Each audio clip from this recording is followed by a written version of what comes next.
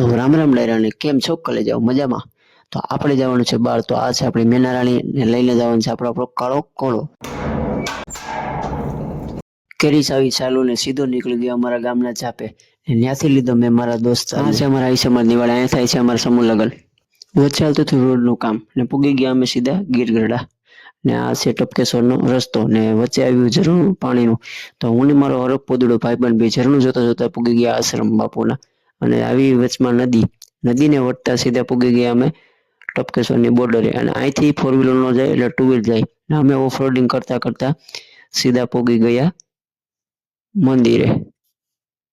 તો ફાઇનલી આપણે પૂગી ગયા છે ટપકેશ્વર મહાદેવના મંદિરે. અને આ છે બહારનો નજારો. અંદર જઈએ છીએ આપણે ધીરે ધીરે. આનું રહસ્ય એવું છે કે આનું પાણીના ટીપા પડે છે અને શિવલિંગ બને છે, જો તમે ઉપર જોઈ શકો છો. આ બહુ જૂનું છે. 5 પાંડવો હતા ને એ વખતનું મંદિર છે. અને આ છે બાપુનો આશ્રમ. અહીંયા અત્યારે બાપુ રહેતા નથી.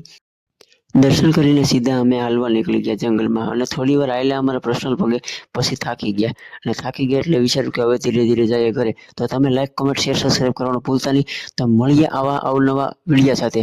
બધા